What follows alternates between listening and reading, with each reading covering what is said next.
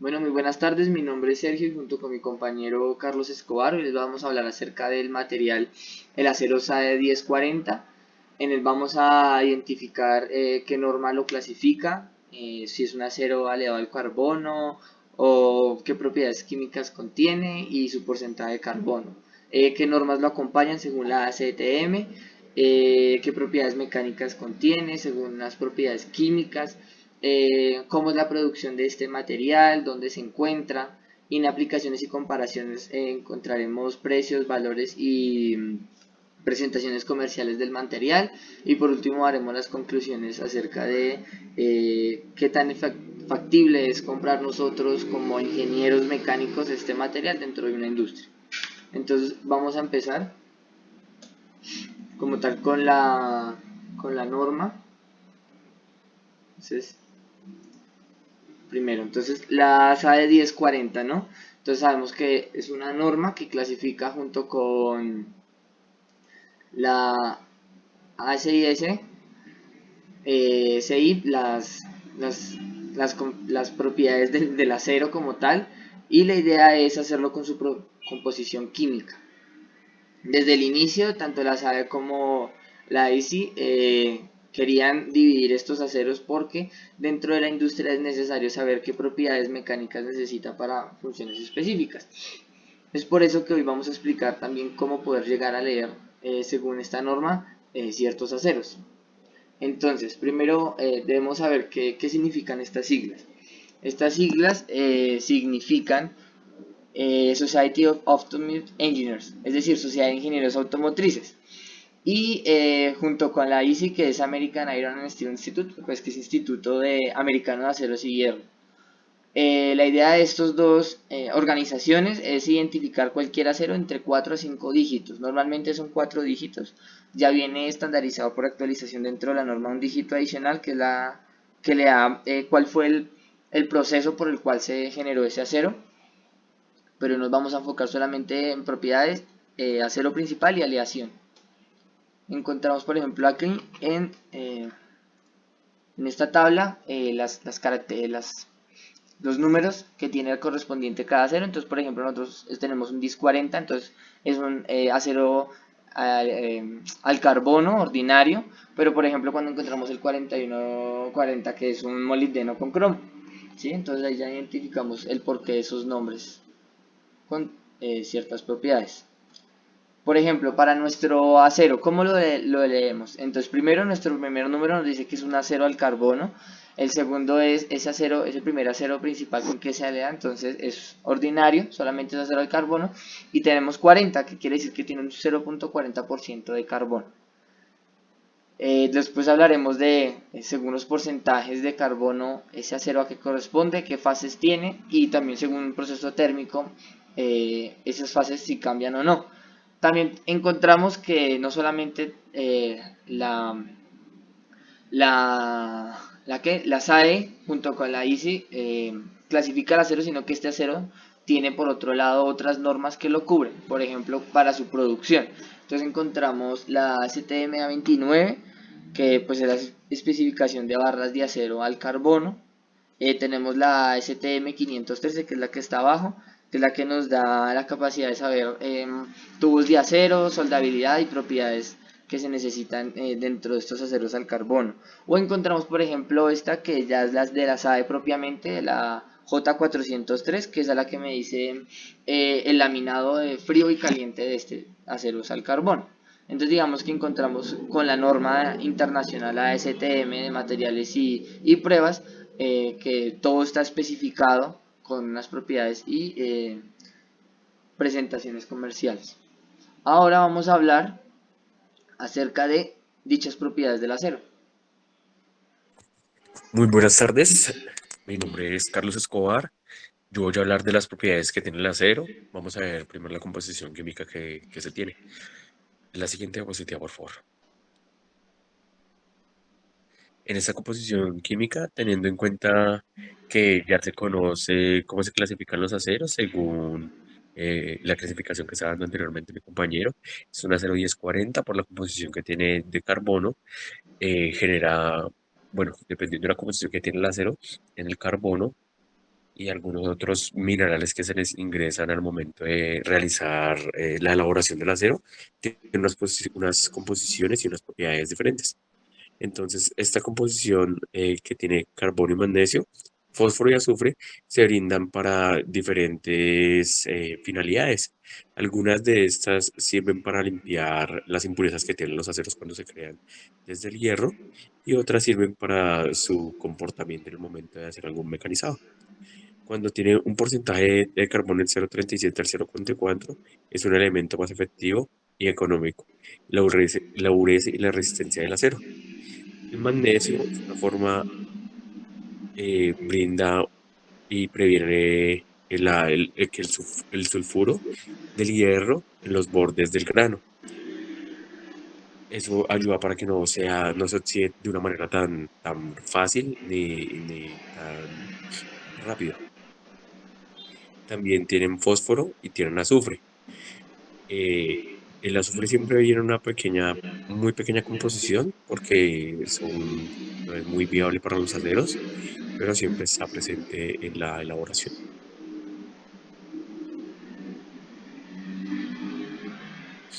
Acá tenemos unas propiedades mecánicas que tiene el acero.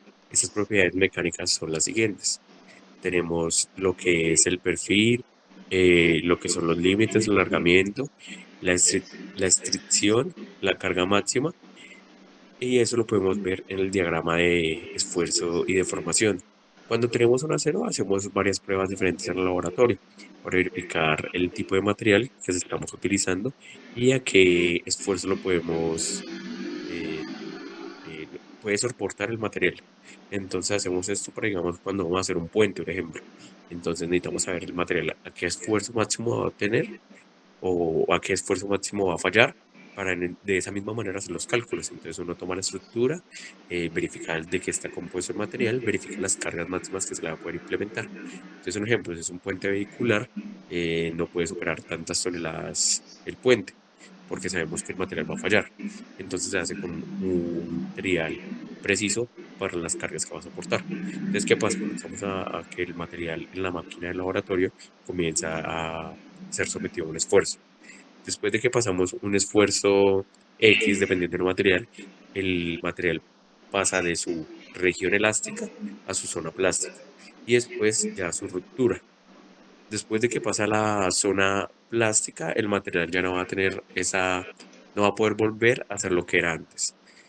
Entonces, si estás en la zona plástica, el material se puede estirar, entre comillas, decirlo así, se puede estirar, o sea, se puede formar a tal punto que pueda volver a su estado natural. Pero si rompemos o, bueno, si pasamos esta barrera a la zona plástica, el material no va a poder volver a ser el mismo, ya que no es un caucho, es un acero. Después, si subimos a la zona de ruptura, pues el material se va a romper y se va, pues, a dañar la pieza que se está probando.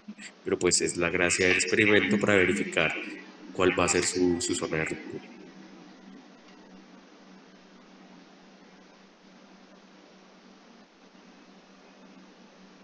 Esta sería una de las propiedades que tiene el acero. Continuaríamos con la producción del acero. El acero es una producción muy interesante. Primero, eh, llegamos al lugar donde sabemos que hay hierro, las rocas que traen el hierro entre ellas. Entonces, ¿qué se hace? Se generan diferentes cargas. Después de que se sitúan las diferentes cargas de una manera ya planeada y controlada, vamos a hacer detonar esas cargas. Después de que se detonan las cargas, comienza a caer pues las piedras y los fragmentos de estas mismas piedras, las cuales traen hierro. Después de que se encuentran las cargas, se bajan las piedras, se cargan el contenedor, se llevan al lugar donde se va a hacer ya la elaboración de este material. Después de que se traen las piedras, se ingresan a la fundición, se comienzan a mezclar con el carbono en el horno. Entonces ingresa el carbón que va a convertirse en coque para hacer el combustible de este horno y llevarlo a más de 1500 grados centígrados. Cuando ingresa el carbono y lo que es las piedras que son ferrosas, se ingresan allí y comienzan a subir la temperatura, comienzan a separarse y comienza a quedar este hierro que lo transformas en pellet para que ya quede como hierro puro. Después de que se genera ese hierro puro, se lleva a una segunda fase, que es comenzar otra vez en el horno. Se comienza a producir con el carbón y dependiendo del acero que se necesite, se ingresan diferentes aditamentos o, bueno, elementos para generar el acero que se necesita, porque dependiendo de los elementos que se ingresen al horno en el momento que se está generando este acero, va a tener unas diferentes características y propiedades como estamos hablando anteriormente. Entonces se comienzan a llenar el horno. Después de eso es una máquina de colada continua. Se comienzan a llenar los transportadores que lo van a llevar a una cámara de gasificación, donde él se va a enfriar y va a tomar la forma de acero en unas láminas bastante grandes, normalmente como 9 pulgadas de ancho por varios metros de largo. Se llevan a las láminas, se comienzan a cortar y después se llevan a moldes si se requiere para hacer, digamos, tubos, barras, varillas, vigas, depende de lo que necesite. Entonces ahí ya es como el molde que necesita, se ingresa el acero, se enfría y cae de la forma que lo necesita.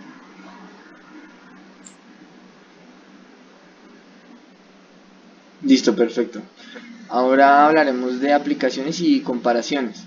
Entonces, pues este acero 1040 dentro de la industria se encuentra normalmente para ejes, engranajes, cigüeñales, espárragos, pernos, cadenas. Y si analizamos bien, todas estas piezas que acabo de mencionar, estas piezas requieren una tensión, ¿cierto? Entonces van a estar sometidos, por ejemplo, un eje que esté dentro de un engranaje va a estar sometido a una tensión. Entonces tiene que ser un material que tenga alto porcentaje en cuanto a las propiedades que hablábamos anteriormente, que soporte eso. Y aparte eso, por ejemplo, si estamos hablando de ejes y engranajes, este material también tiene que tener la propiedad de que sea bueno al mecanizarse.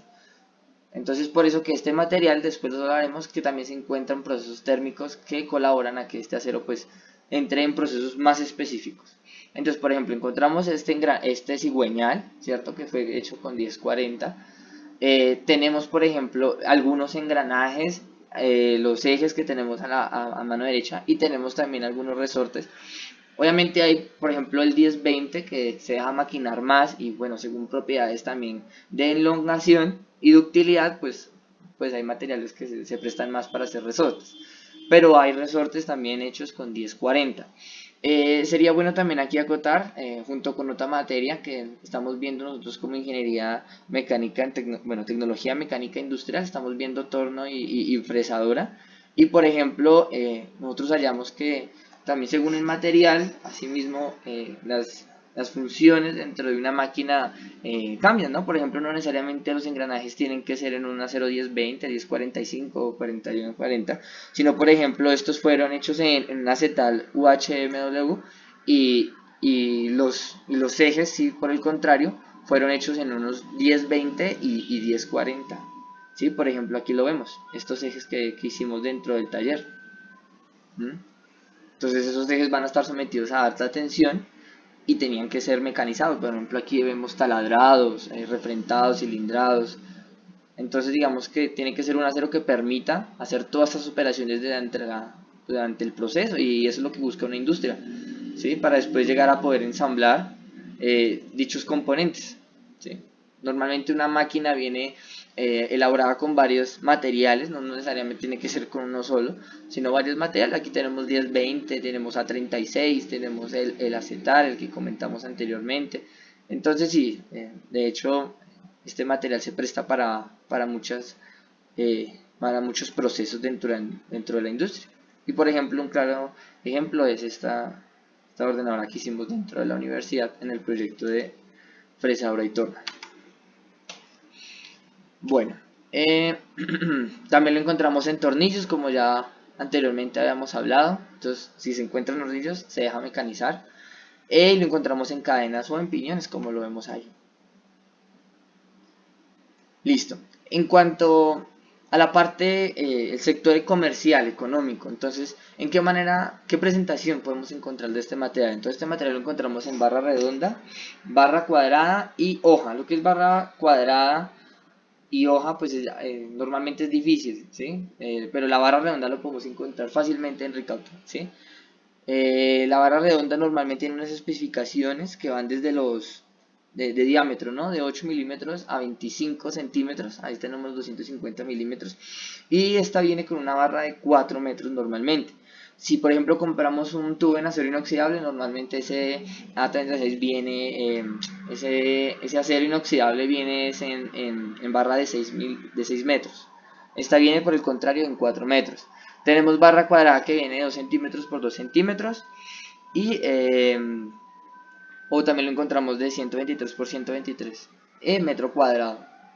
Y tenemos por último la hoja, que es una chapa de acero de alta resistencia. Entonces son láminas que se encuentran en frío o en caliente y que vienen con diferentes tipos de grosor. Nuestro compañero anteriormente ya lo había comentado, que son grosores grandes dentro de la industria, pero pues cuando hacen todo el proceso de lámina en fría o en caliente, pues salen estos grosores de 1, 3 o 5 milímetros.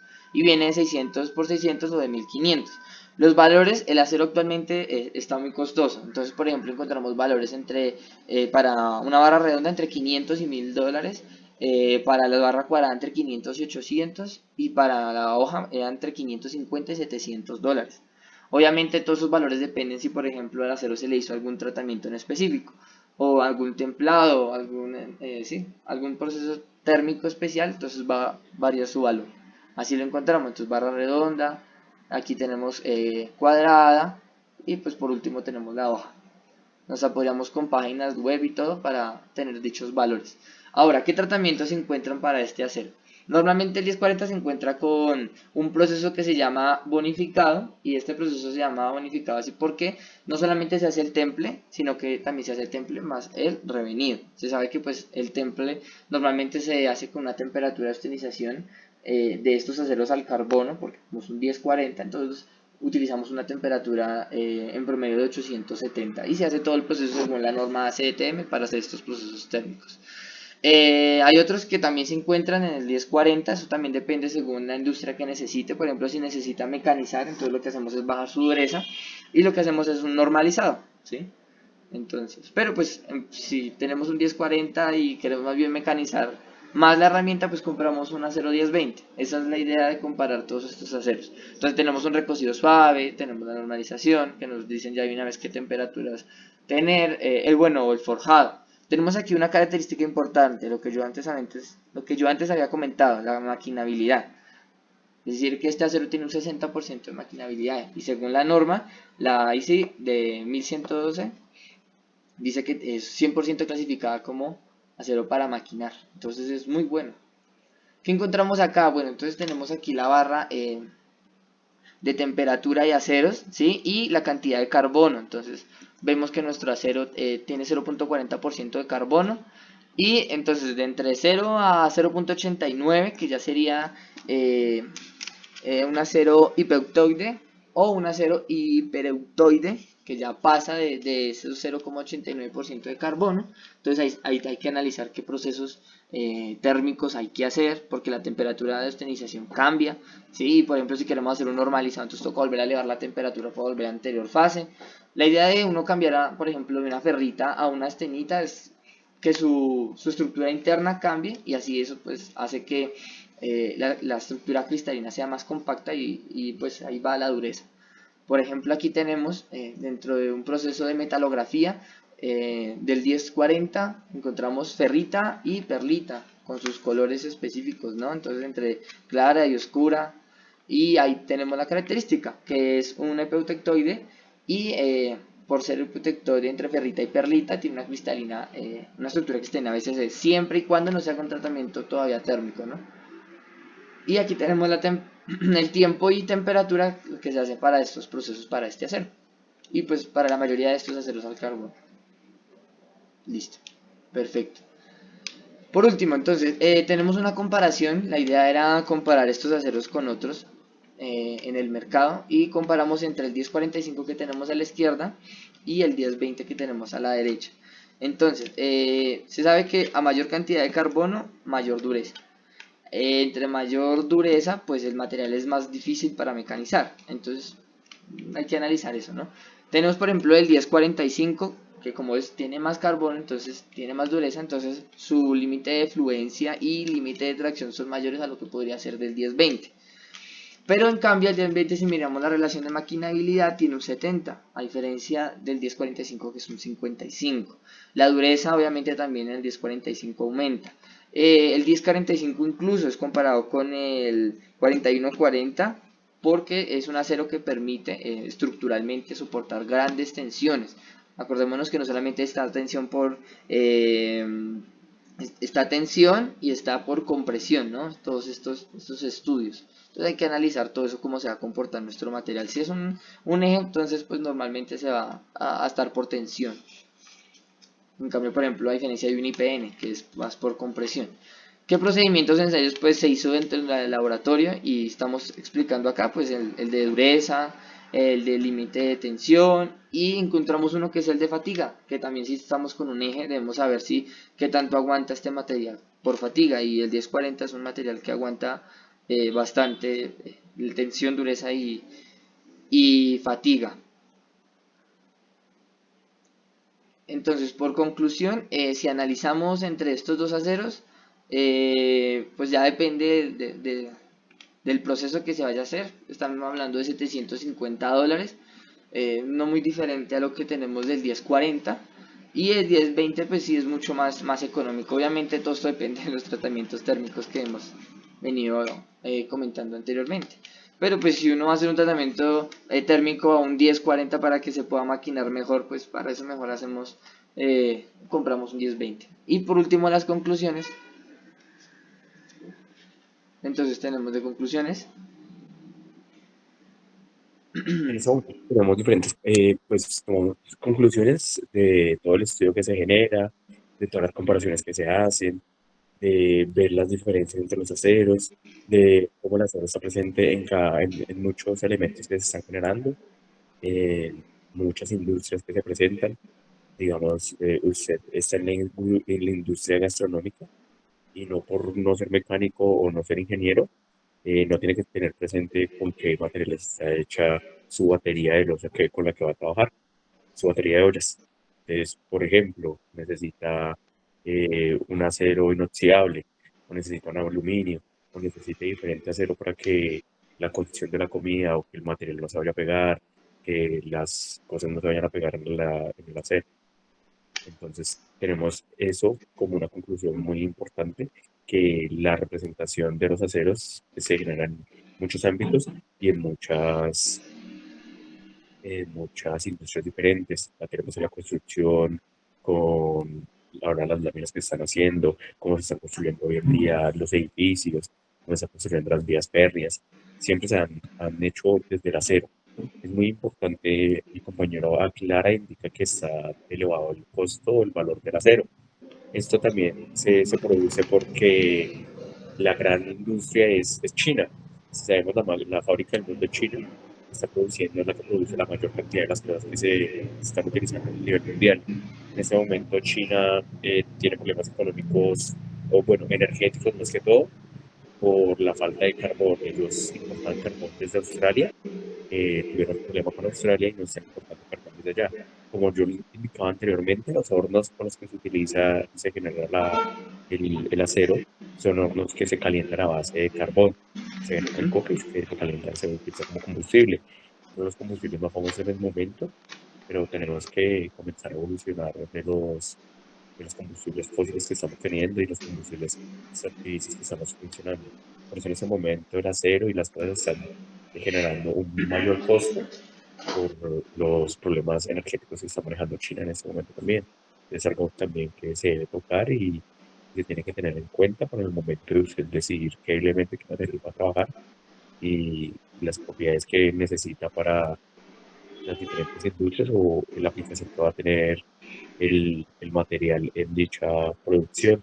Pero podemos ver que lo utilizamos en la industria automotriz, lo utilizamos también en la industria de elementos, de la mayoría de elementos, está presente en los aceros y los materiales ferrosos. Ujú. Y bueno, eso fue todo el proceso de reconocimiento del SAS 1040. Muchas gracias. Gracias.